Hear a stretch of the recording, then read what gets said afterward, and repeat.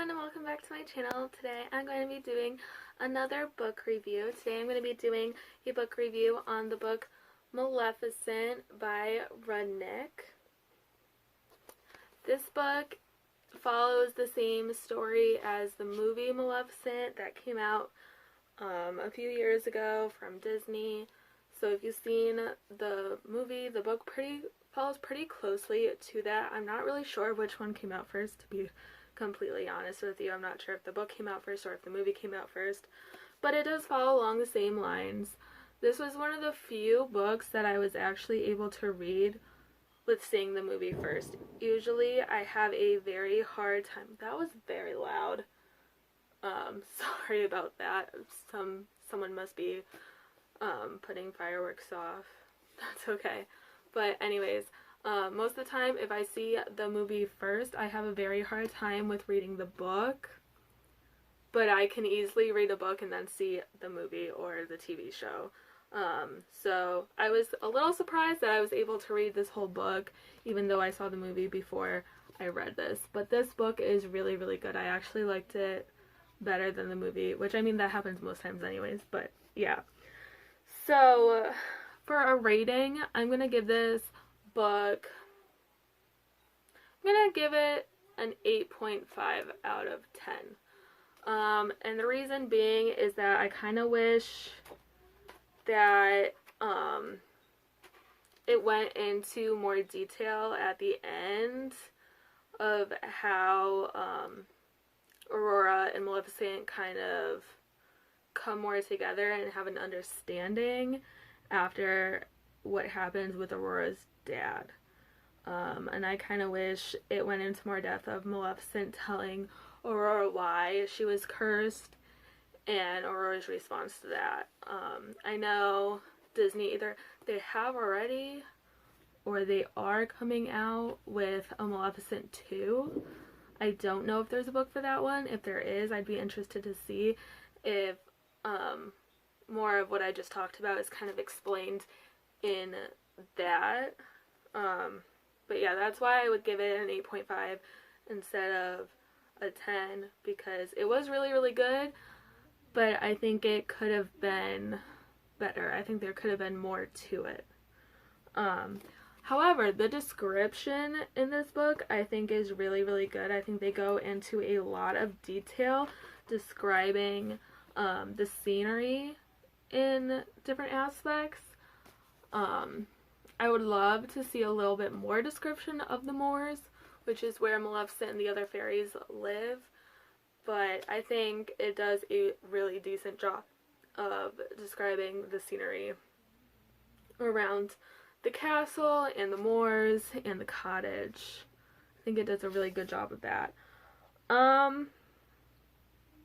So who should read this book?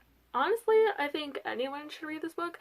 I think if you're very interested in Disney, you would like it. I think if you're interested in why villains sometimes act the way they do, how they become villains, I think this would be a great book.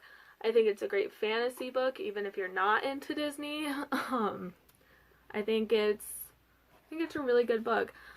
I also want to say that it was a very easy read. This book took me around 2-ish days to finish. The text is just a very simple text to read. It's very easy. It's not extremely long. It's not short, but it's not extremely long. It's about 259 pages with the epilogue. I thought it was a very easy read. Like I said, it only took me a few days to finish it. I really enjoyed the story. I really enjoyed learning about why Maleficent put a curse on Aurora, because in the movie Sleeping Beauty, it's just kind of random. Like, there's no build up to it. It's just they're having a christening or a celebration of the baby, and then Maleficent comes in and curses the baby, and that's it.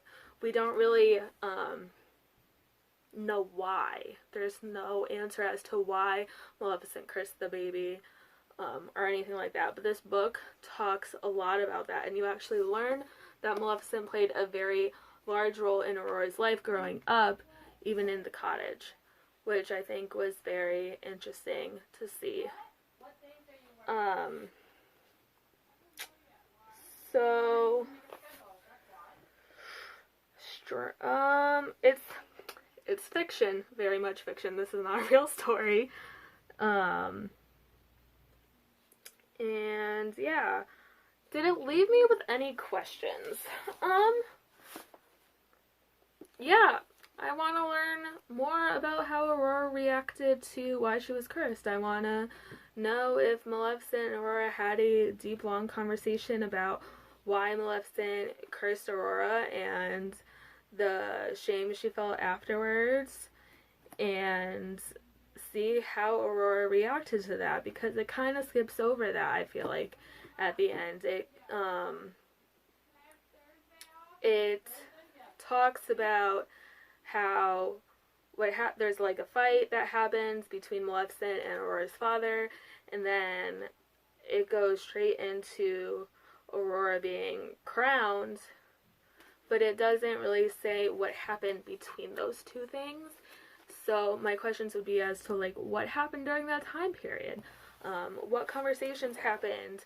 Was Aurora okay with it? Were there fights? How did the relationship build after that discussion? So yeah, those are all things that I kind of want to learn more about. Hopefully those things are answered in Maleficent 2, the second one, either in the movie, or I actually really hope they come out with another book if they haven't already. I really would like to read it as a book.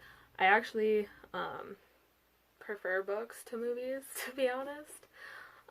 So I really hope they come out with a second book to go along with this. But yeah, I thought it was a great book.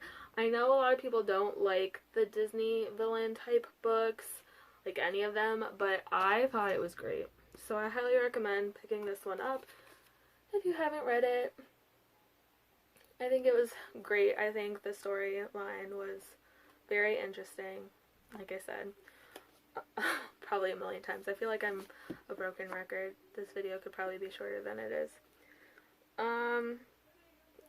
So another thing I have listed down is if, when I do book reviews, is if there's any trigger warnings. I don't think there should be any trigger warnings for this book. I don't think it really would trigger anyone. It's more of like a mystical, magical book. There's not really any very dark themes. There is a theme of like revenge and curses and such, but it's more in like a childlike way, I guess. So I wouldn't necessarily give any trigger warnings about this book.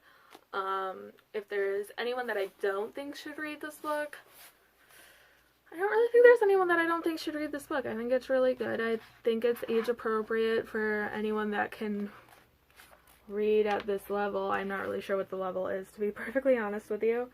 But I could see like 5th graders reading this. I don't think it's too dark or anything like that. I think it gives actually a lot of light to why people do the things they do, why people can turn to darkness and bad things. I think it gives a lot of insight to that. So yeah, I don't have a ton to say about the book other than that it was great and I highly recommend it. And yeah, if you've read this book and you liked it, please let me know in the comments. If you have other book suggestions, please also leave them in the comments. I love reading, as you can probably tell by my book collection behind me. So I would love to hear any of your suggestions for good reads during this quarantine, because that's pretty much what I've been doing, exercise and reading. So yeah, go check this book out. Anyways, I'll see you all later, guys. Bye!